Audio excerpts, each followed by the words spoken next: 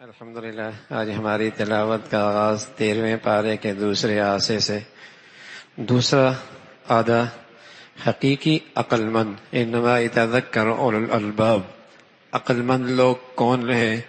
جن کی صفات کا تذکرہ ہے، اللہ سے عہد کریں، مخلوق خدا سے عہد کریں، اسے وہ پورا کرتے ہیں، اور جن رشتوں کا اللہ نے جوڑنے کا حکم دیا ہے ان رشتوں کو جوڑ کے رکھتے ہیں، اللہ سے ڈرتے ہیں اور اللہ کی خاطر صبر کرتے ہیں، نماز کا اہتمام کرتے ہیں، ہر حال میں اللہ کے راستے میں خرچ کرتے ہیں، برائی کا بدلہ بھلائی سے دیتے ہیں، ان کے لیے کل سلامتی ہے، جنت ہے، اس کے بالمقابل جن کے لیے ٹھکانہ جہنم ہے۔ تین ان کی نمایاں خوبیاں ہیں، تین ان کی نمایاں خامیاں ہیں۔ اللہ سے کیا عہد توڑتے ہیں، رشتوں میں قطع تعلق کرتے ہیں، زمین میں فساد مچاتے ہیں، دنیا پرستی ان کے پاس رچی بسی ہوئی ہے، کسی کے پاس دنیا دیکھتے ہیں تو بڑے اتراتے اور خوش ہوتے ہیں۔ فرمایا یہ دنیا تو دنیا کا کھیل تماشا ہے، یہ تقسیم اللہ کی، کسی کو زیادہ دے کسی کو تھوڑا دے۔ ایمان والے کا دل تو اللہ کے ذکر سے خوش ہوتا ہے، ایمان والے کا دل تو اللہ کی یاد سے خوش ہوتا ہے۔ سبحان اللہ۔ بھائی یہ ایمان کی کسوٹی ہے، یہ ایمان کی کسوٹی ہے کہ اللہ کی یاد سے مزہ آنے لگ جائے۔ جیسے نوٹ گننے میں مزہ آتا ہے نا، بس اوقات نوٹ گننے میں مزہ آتا ہے، تجوری اور بھر گئی، کاروبار بہت ہو گیا، بڑا دل خوش ہوتا ہے۔ تو ہاں بھائی، ایمان والے کو اللہ کی یاد سے، اللہ کی عبادت میں مزہ آتا ہے۔ ایک حدیث سنا دوں۔ ایک شخص آئے حضور علیہ الصلوۃ والسلام کی خدمت میں، کہنے لگے یا رسول اللہ میرے ایمان کا پتہ کیسے چلے گا؟ فرمایا اذا سرت کا حسنتک وساءت کا سیئتک فانت مومن، جب تجھے تیری نیکی تیرے دل میں خوشی پیدا کر دے اور تیرا گناہ تجھے بے چین اور پریشان کر دے، سمجھ لے تو ایمان والا ہے۔ جب تیری نیکی تجھے اندر خوشی پیدا کر دے، سبحان اللہ، اللہ نے اپنے در پہ بلا لیا، سجدوں میں اپنے سامنے گرا دیا، زبان پہ اپنا قرآن جاری کر دیا، میرے نصیب کے میں اللہ کا نکلا ہوا کلام اپنے کانوں سے سن رہا ہوں، دل اندر ہی اندر خوش ہو رہا ہے، یہ ایمان کی علامت ہے۔ تو فرمایا بھائی ایمان والوں کی خوشی تو اللہ کی یاد میں ہے، اطمینان اسی میں ہے۔ فرمایا اپنے پیغمبر کو اللہ نے تسلی دی ہے کہ اگر قرآن سے پہاڑ بھی چل جائیں اور مردے زندہ ہو کر ان سے گفتگو بھی کر لیں، یہ پھر بھی ماننے والے کوئی نہیں۔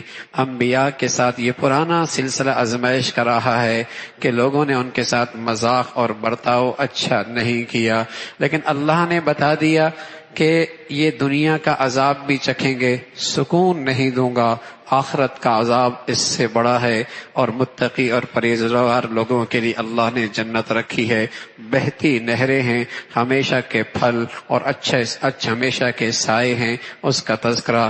پھر ہر پیغمبر دنیا میں آیا وہ اپنے ساتھ بچیوں کا سلسلہ رکھتا تھا، اس کی اہلیہ اس کے بچے ہوا کرتے تھے۔ آپ پر یہ اعتراض کہ آپ کے بچے بھی ہیں، آپ کے اہلیہ بھی ہیں اور آپ کی زندگی کی ضروریات بھی ہیں، اللہ نے جو بھی پیغمبر بھیجا ہے ان کے ساتھ سب زندگی کی ضروریات موجود تھیں، اس کا تذکرہ۔ پھر سورہ ابراہیم ہے، اس کی ابتدا میں قرآن کا تذکرہ۔ قرآن اندھیروں سے نکال کر روشنی کی طرف لے جاتا ہے۔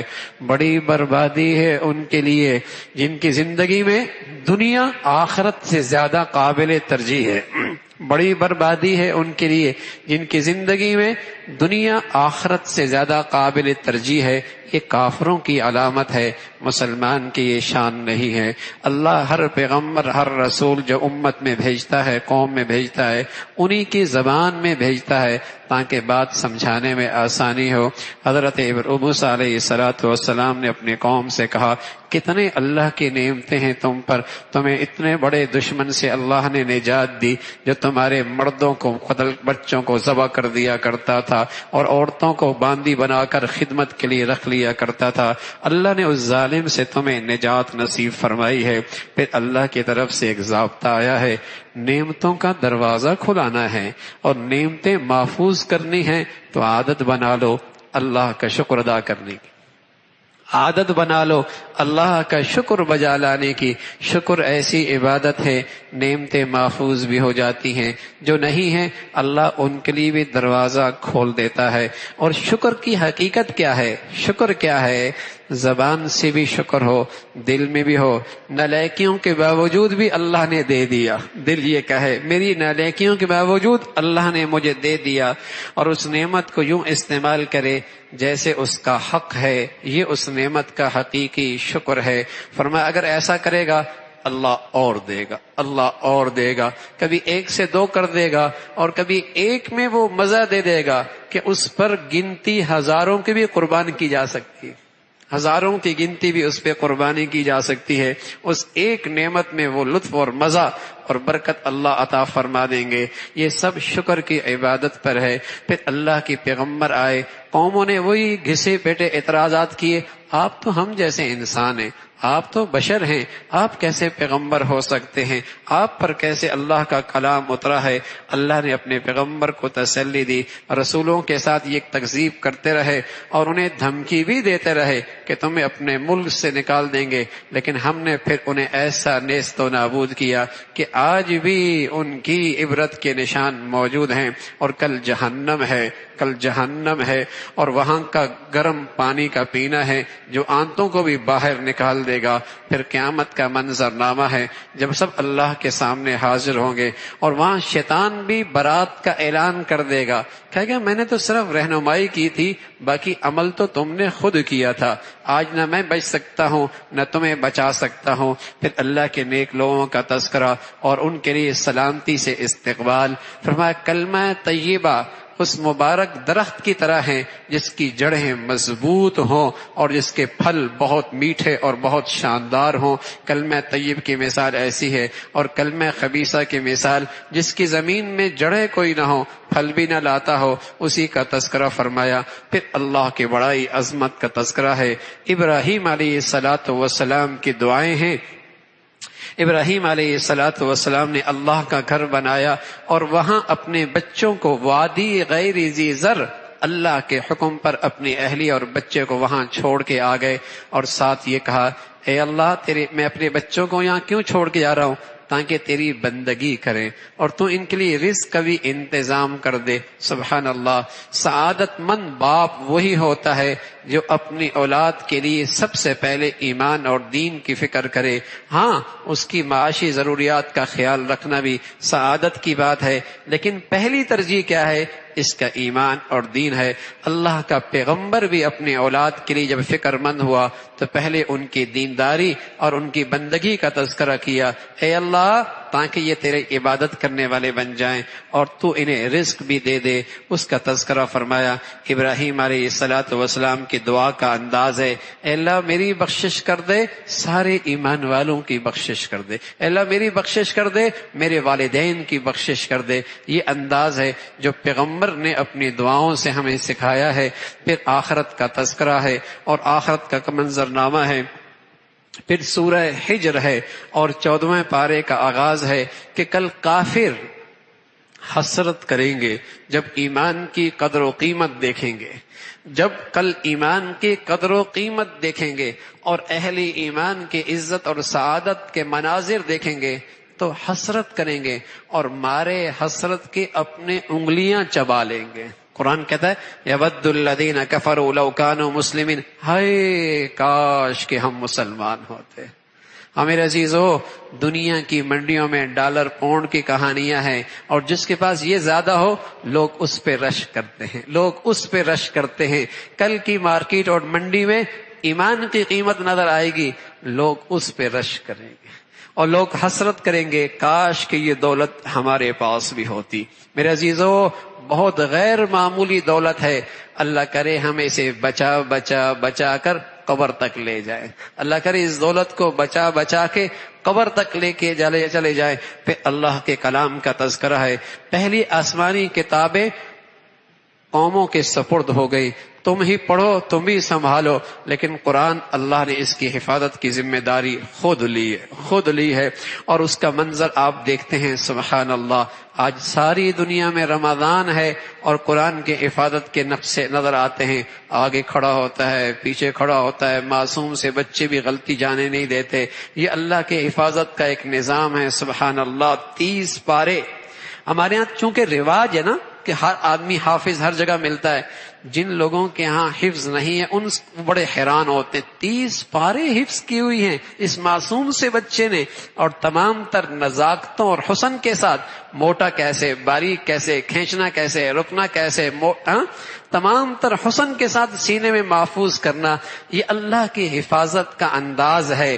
خوش نصیب ہیں وہ ماں باپ جن کے بچوں کو، سینوں کو اللہ نے اس کے لیے منتخب فرما لیا ہے۔ وہ اللہ کی فوج ہے، اللہ کی فوج ہیں جن کے ذریعے اللہ اپنے قرآن کی حفاظت کا یہ سارا نظام چلا رہا ہے۔ انا نحن نزلنا الذکر وانا لہ لحافظون، اللہ کہتے ہیں ہم ہیں اس قرآن کی حفاظت کرنے والے۔ قرآن کی عظمت کا تذکرہ ہے، اور پھر فرمایا اللہ کے پاس ہر چیز کے خزانے ہیں، بقدر ضرورت اللہ زمین سے نکال دیتا ہے، آسمان سے بھیج دیتا ہے، خزانے سارے اللہ کے پاس ہیں۔ پھر انسان کی تخلیق کا تذکرہ، ایک بولتی ہوئی اور آواز دیتی مٹی سے اللہ نے اسے بنایا اور اس کے اندر روح ڈال دی، اور پھر اسے مسجود ملائکہ بنا دیا۔ شیطان نے انکار کر دیا اور ہمیشہ کے لیے انسان سے دشمنی کا اعلان کیا، اور میں اس کو رائے راست پہ نہیں چلنے دوں گا۔ ہاں اللہ، جو تیرے مخلص بندے ہیں میرا داؤ ان پہ نہیں چلے گا، جو تیرے مخلص بندے ہیں میرا مکر و فریب کے سارے جال ان سے وہ ان پہ نہیں چلیں گے۔ اس کا تذکرہ اہل جنت کا تذکرہ ہے، جنت میں جائیں گے وہاں حسد، کینہ، بغض کی ساری گندگیاں باہر ہی چھوڑ کے جنت میں داخل ہوں گے۔ پھر ابراہیم علیہ الصلوۃ والسلام کے پاس فرشتے آئے، بچی کی خوشخبری سنائی، بیوی نے حیرانگی کا اظہار کیا، فرمایا اللہ کے بندے اللہ کی رحمت سے مایوس نہیں ہوتے۔ قوم لوط کی حالات کا فیصلہ، آسمان سے پتھروں کی بارش اور نام زدہ پتھر ہر شخص پہ لگا، اس کا تذکرہ۔ قوم حجر کا تذکرہ ہے، قوم صالح، اس کو اللہ نے ہلاک کیا۔ پھر اللہ نے اپنے پیغمبر کو دیکھا، حکم دیا اور آپ کے واسطے سے ساری امت کو تلقین کی کہ کفر کی دنیا کی خوشحالی پر رش کی نظریں نہ ڈالنا، اس لیے کہ اللہ کے پاس جو تمہارے لیے ہے وہ بہت کچھ ہے، اور اللہ تمہارا کارساز اور تمہارا حفاظت کرنے والا ہے۔ پھر سورہ نحل ہے، نحل کہتے ہیں شہد کی مکھی کو، چونکہ اس صورت کے اندر شہد کی مکھی کا تذکرہ ہے، اس کے چھتے کا تذکرہ ہے، دور دور سے پتوں کا رس، پھولوں کا رس لانے کا تذکرہ ہے، اور غیر معمولی وہ اللہ کی قدرت کا شکار ہے۔ اس صورت کا نام اس سورہ نحل رکھ دیا گیا۔ اتی امر اللہ فلا تستعجلوا، کفار کہتے ہم غلط ہیں تو اللہ کا عذاب کیوں نہیں آتا؟ فرمایا جلدی نہ مچاؤ، آئے گا، جب بھی فرشتے اتریں گے اللہ کا عذاب لے کے آئیں گے۔ پھر اللہ کی نعمتوں کا تذکرہ ہے، جانوروں کا ملنا، اور پھر اللہ نے عید تمہارے لیے رونق بنا دی، کچھ کھاتے بھی ہو، کچھ پہ سوار بھی ہوتے ہو، کسی سے زینت بھی حاصل کرتے ہو، اور کسی کی اون بھی اور کسی کے بال بھی استعمال کرتے ہو۔ زمین و آسمان کا یہ سارا نظام اللہ نے بنایا ہے۔ سورج چاند کو اللہ نے تمہارے لیے مسخر کر دیا ہے۔ کتنی ڈھیر ساری نعمتیں ہیں اللہ کی، تم کن کن کو گنو گے، کس کس کو شمار کرو گے؟ اس کا تذکرہ فرمایا۔ پھر بتایا ظالموں کی جب روح نکلتی ہے تو ان پر شیطان، ان پر اللہ کے فرشتے سختی کرتے ہیں، اور سختی کے ساتھ ان کی روح نکلتی ہے۔ اللہ کے نبی نے اس کا ایک نقشہ بتایا ہے کہ فرمایا باریک کپڑا اگر جھاڑی دار درخت پہ ڈال دیا جائے اور پھر اسے کھینچ لیا جائے تو کیسے تار تار ہو جاتا ہے، تار تار ہو جاتا ہے، ایسی جب اللہ کے نافرمان کے روح نکلتی ہے اس کا جسم ایسی ٹوٹ جاتا ہے۔ اور اللہ کے فرشتے نیک لوگوں کی روح بڑے اچھے اور آرام سے نکالیں گے، اس کا تذکرہ فرمایا۔ پھر اللہ رب العزت نے اپنی بڑائی کا تذکرہ فرمایا، اپنی قدرت کا تذکرہ فرمایا، اور اللہ ہے، اللہ رب العزت نے ہر چیز کا نظام بنایا ہے۔ اور پھر فرمایا کفار کا مزاج ہے کفار کا مزاج ہے، جب انہیں بچی کی خوشخبری مل جائے، بچی ہو گئی تو ان کے چہرے سیاہ ہو جاتے ہیں اور وہ بچی کا خوشخبری سننا نہیں چاہتے، انہیں بچیاں گوارا نہیں ہیں۔ اللہ نے ان کی مذمت فرمائی ہے اور ان کی چاہت ہوتی ہے ساری زندگی انہیں زندہ رکھ کر ذلت برداشت کریں یا اسے منو من مٹی کے اندر چھوڑ کے آ کر اس سے نجات حاصل کریں۔ یہ کافروں کا مزاج ہے، لیکن بدقسمتی سے آج مسلمان بھی بچیوں کے بارے میں کچھ ایسا ہی تصور کرنے لگا ہے، حالانکہ بیٹے اللہ کی نعمت ہے، بیٹیاں اللہ کی رحمت ہیں، اور میری نبی کی ساری بیٹیاں تھیں، اور میرے نبی نے خوشخبری سنائی ہے جس کی 3 بیٹیاں پھر 2 بیٹیاں، کسی کی 1 بیٹی، اس کی تربیت صحیح کی اور اسے اچھے گھر میں رخصت کر دیا، وہ جنت میں کل میرے اتنے قریب ہوگا جیسے ہاتھ کی یہ 2 انگلیاں آپس میں قریب ہوتی۔ یہ بچی کی تربیت پر یہ اللہ کے نبی کی طرف سے انعام کی بشارت ہے۔ کافروں کا مزاج تھا، وہ بچیوں کا تذکرہ سن کے اور بچیوں کی خبر سن کے ان کے چہرے سیاہ ہو جاتے تھے، اس کی مذمت فرمائی۔ پھر اللہ کی قدرت کا تذکرہ ہے، اللہ کی قدرت نہیں دیکھتے کس طریقے سے اللہ تمہیں گائے سے، بھینس سے، بکری سے صاف شفاف دودھ پلاتا ہے، حالانکہ اندر کا نظام ہے، وہاں گوبر بھی ہے، خون بھی ہے۔ کیا اللہ کی قدرت کی مشینری لگی ہوئی ہے، نہ ذائقہ بدلتا ہے نہ رنگ بدلتا ہے، صاف ستھرا اللہ تمہیں دودھ پلاتا ہے، صاف ستھرا دودھ پلاتا ہے۔ تو بھائی اللہ آج بھی اپنی قدرت کے ساتھ ہے۔ کوئی اللہ کی طرف بڑھنا تو چاہے، اللہ معاشرے کی ساری گندگیوں سے اسے یوں ہی نکال کر صاف ستھرا کر دے گا۔ پھر اللہ نے اس مکھی کا تذکرہ فرمایا جو اللہ کی قدرت کا شکار ہے، وہ جاتی ہے ایک پودے پہ اور ایک پھول پر، وہاں سے رس نکالتی ہے، نشان بھی لگا دیتی ہے کہ کہیں دوسری مکھی آ کر اپنا وقت ضائع نہ کرے، لمبا سفر کر کے پھر اپنے چھتے پہ آتی ہے۔ چھتی پہ ایک سیکورٹی کا انتظام ہوتا ہے، پہلے چیک ہوتا ہے رس لے کے آئی ہے، کوئی زہریلی چیز تو نہیں لے کے آئی، اگر زہریلی چیز کے آئی وہیں اس کی گردن مروڑ دی جاتی ہے، اس کی سزا موت ہوا کرتی ہے۔ یہ پورا نظام، پھر اس چھتے کا ہر خانہ اپنے سائز کا قدرت کا شہکار ہوتا ہے۔ یہ ساری عقل و دانش، اور پھر کیا ہے اللہ نے اس کے اس رس میں کیا رکھ دیا؟ کیا رکھ دیا؟ شفا رکھ دیا۔ سبحان اللہ۔ بکری کھائے تو اس کے اندر سے دودھ پیدا ہو، اور مکھی کھائے تو اس کے اندر سے شہد پیدا ہو۔ یہ کون سا نظام ہے؟ اور کیڑا کھائے تو اس کے اندر سے ریشم پیدا ہو۔ یہ کس کے اندر نے یہ پرند، یہ چھوٹے چھوٹے کیڑوں میں، چھوٹے چھوٹے اللہ نے اپنی مخلوق میں کون سی مشینری فٹ کر دی ہے کہ چیز ایک کھائیں اور باہر ہر ایک چیز مختلف نکالے؟ تو یہ اللہ کی قدرت کا شکار ہے، اللہ کی قدرت کا نظام ہے، اسی کا تذکرہ فرمایا۔ اور پھر اللہ رب العزت نے فرمایا کل قیامت کا ایک منظرنامہ ہے، جب تمہیں اٹھائے جاؤ گے ہر ایک سے پوچھو گی، اور ہر نبی اپنی قوم پر گواہ ہوگا کہ میں نے اپنا پیغام پہنچا دیا، اور محمد الرسول اللہ سب پر گواہ بنائے جائیں گے۔ اللہ کا کلام ہے جس میں اللہ نے ہر چیز کھول کے بیان کر رکھی ہے۔ اللہ بھی عمل کی توفیق نصیب فرما دی۔